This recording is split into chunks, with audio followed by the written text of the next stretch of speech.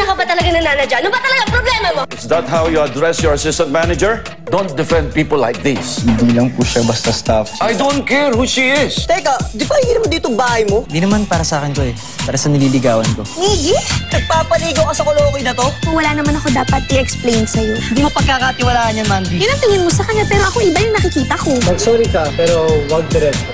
Hindi ko kailangan ng kape. Nagsasorry na nga yung tao, ikaw pa yung galit? Hinahiya mo na ako. Ikaw pa mang-away ng ganito. Get out! Fine! Ngayon ko lang siya nakita na ganito kabastos. Because he's a real monster right now. This new version of him is the worst na nakita ko. Sorry.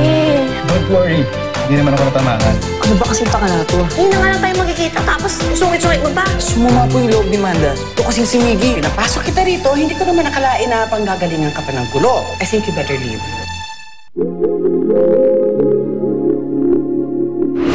Past is past.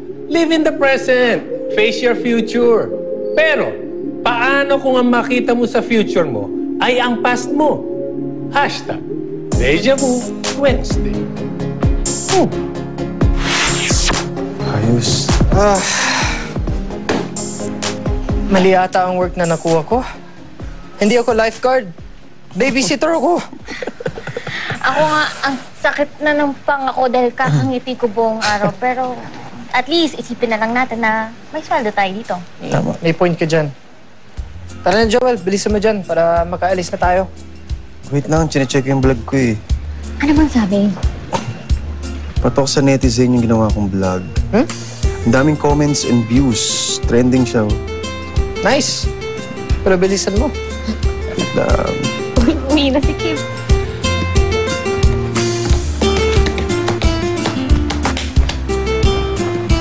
Taki, okay ka lang? No. Chill.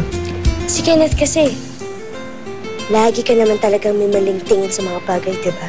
Sinabi niya yun? Oo. At may kasama pang smart na nakakainis. Alam mo, kung hindi talaga ako nag-iipon, alis na talaga ako dito. Isipin mo na lang na si Kenneth pa rin yun. We might not understand him right now, pero kaibigan pa rin natin siya. Well, with what's happening right now, ayoko na siya maging kaibigan. Wow. Big statement, ah.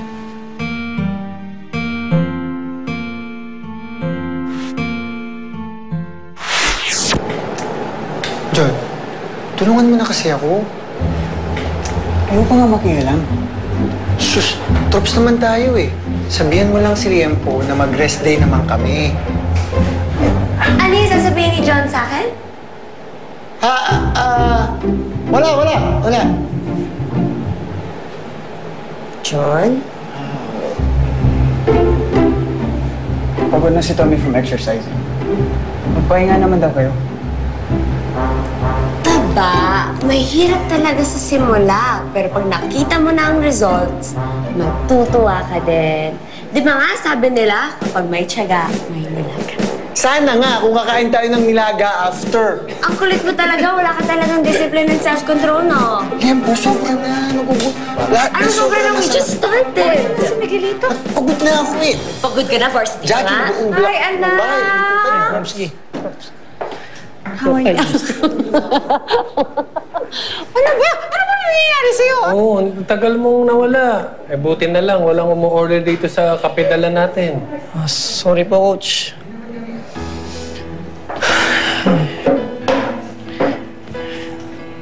Si Tiago po kasi.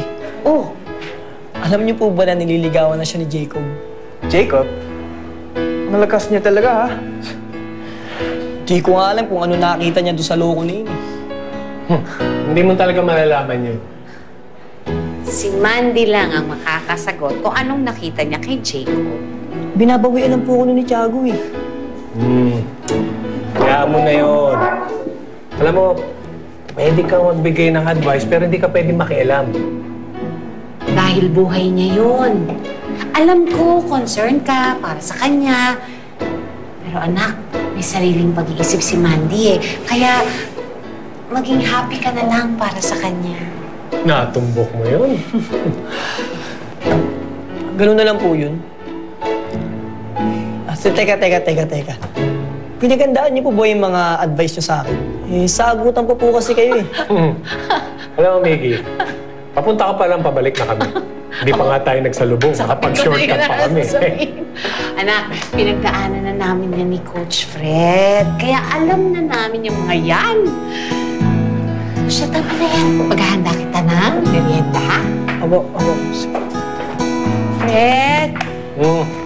Ay, magpapatulong lang ako. Okay.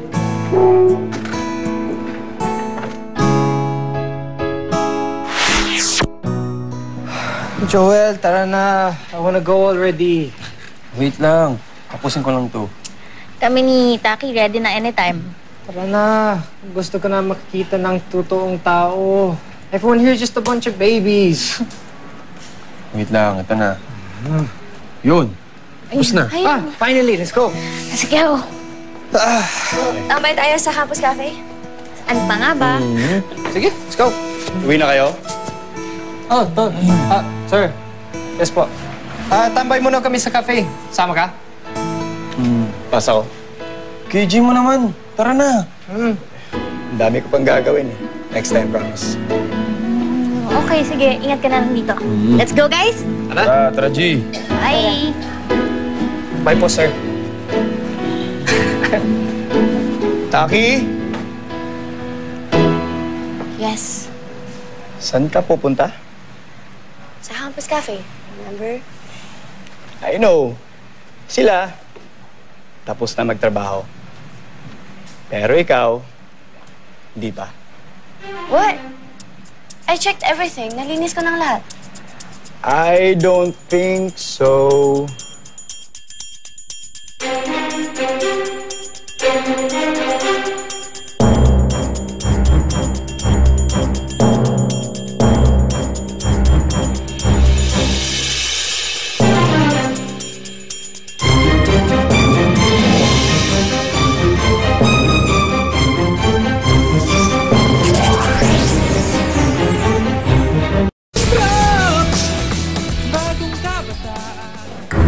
See? Nalinis ko ito kanina. Ano yan, magic? Dinudumihan ng mga tables ang sarili nila?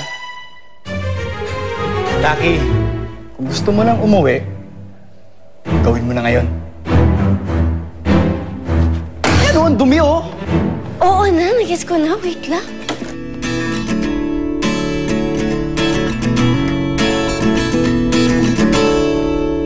Wala ng mga jologs, pati ang mga jeprox. Millennials tayo, pare, okay ba sa'yo? Chill sa mga buhay, kahit na may hassle. LOL na lang tayo sa problema. Ito drops, bagong kabataan, magkakaibigan. Ito drops, walang maiiwanan, dahil katrops kita. Katrops kita. Are we gonna go out? Saan ba ang chill out? Siyempre OOTD hindi mawawala.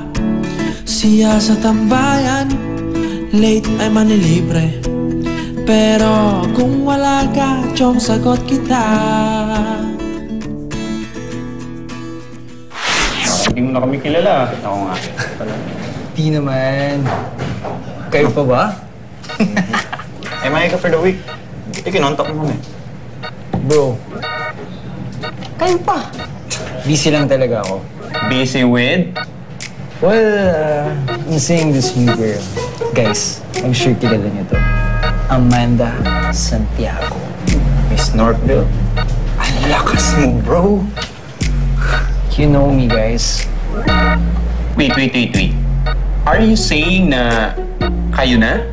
Oh, hindi pa. But we'll get there. Dude, iba to sa mga nakadate ko before. Dapat hinay-hinay lang bago atake. Tandaan niyo yan, bro. Tandaan niyo yan. Anong atake yan pinagsasasabi mo, ha?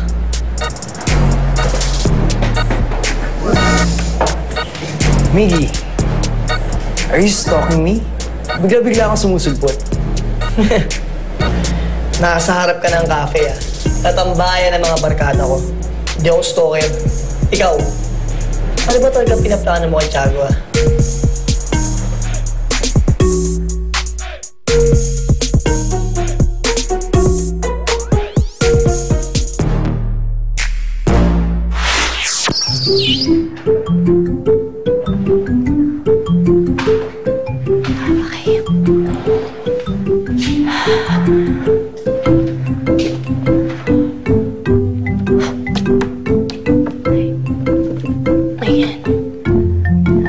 Bahay naman to.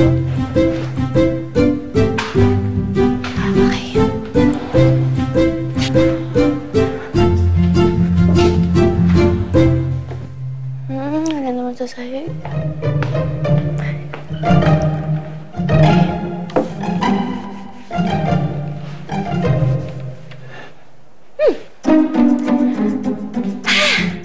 Yes! Natapos na din! Walang hindi kaya si Taki Mason.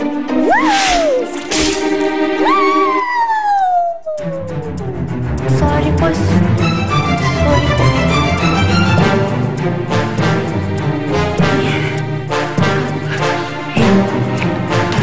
Pasensya na po. Sorry.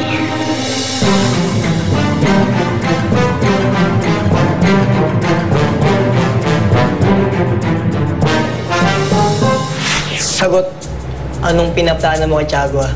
Are you dumb? Sabi naman sa'yo ni Mandy, nililigawan ko siya. Bakit nga, uy? Why not? Masama bang manligaw kay Mandy? Is it hard to believe may matinong lalaki na magkakagso sa kanya? Ikaw matino? Just to make things clear. Ano ba kayo? Kayo ba? Ex ka ba niya? Hindi. Yun naman pala eh. So back off. Gusto ko si Mandy. At liligawan ko siya. Jacob, binabalaan kita, ah. Wag na wag mong lulukuhin si Mandy. Kapag nalaman mo kung umiyak siya dahil sa'yo, babasagin ko yung mukha mo. Bro, I'm not afraid of you. At huwag mo akong babalaan na paiyakin si Mandy. Sabi naman sa'yo, seryoso ako sa kanya. Huwag mo akong itulad sa'yo na kahit tropa lang kayo, pinaiyak mo na siya.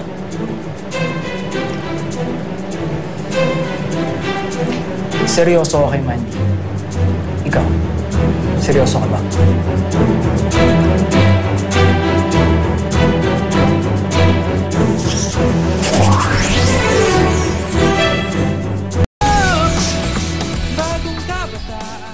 Ano? Ikaw naman di makasagot ngayon? Ano, Jacob? Isang suntok lang to. Walang suntukan mangyayari. Miggy, ay ka lang. Nanggugulo na naman kayo dito? Ako ba nagsimula dito? Coach, wala po to. Ayos na kami ni Jacob. Di ba, Jacob? Oo, Coach. Everything's okay. Oh, gano'n naman pala eh. Sige nga, mag-hug kayong dalawa.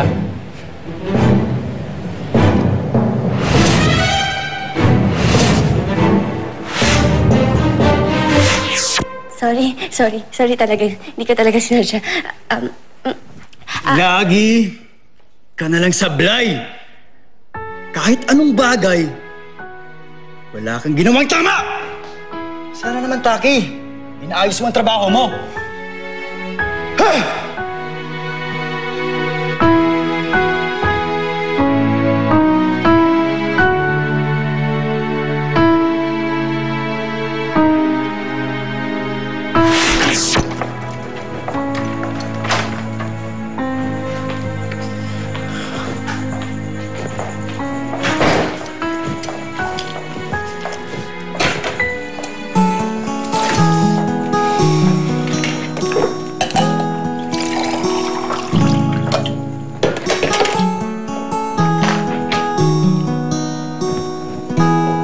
Ano, tatahi-tahimik ka na lang dyan. Ano nangyari kanina? Wala po yung Namski. Hoy, Miguelito, kung sina Fred, pwede mong lokohin. Ako hindi, ha? Bakit uminit na naman ang ulo mo kanina? Si Jacob po kasi. Dati kapag nakikita ko siya, naiinis na ako. Mas lalo na po ngayon. Anak,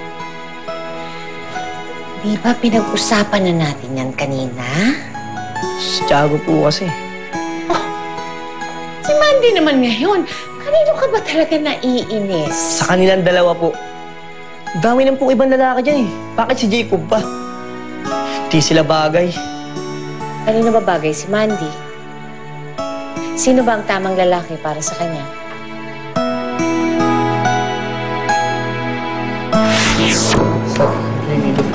Oh. You're here. Hi, Kuya. Where's Joel and Zoe? Nakauwi na. Kani-kanina pa. Bes, are you okay?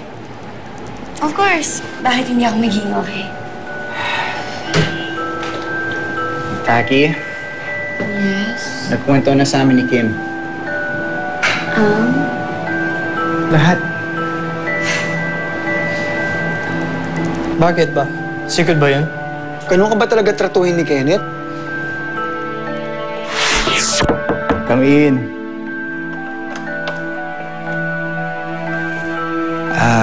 Good evening, sir. Gabi na, baka gusto mo nang umuwi? Tapusin ko lang to para hindi ko na intindihin bukas. Kaya proud na proud sa'yo yung daddy mo eh. At least proud na siya sa akin ngayon. Pero minsan parang malungkot mag-isa. Well, yes. Naiinis na ako eh. Pero I think pinipersonal na niya ako. Pero hindi naman ganun si Kenneth ganun man siya o hindi. He doesn't have the right to treat you like this. Gusto mo kausapin ko siya? No need, Kuya. Kaya ko to. In fairness din, kay version 2 ni Kenneth, total opposite. Yeah, you should see him every day. It's like a completely different person. Malayo na niya sa atin.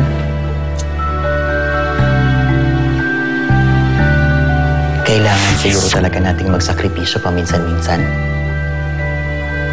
Dahil sa huli naman, umaayos din ang lahat ng bagay. Sana nga.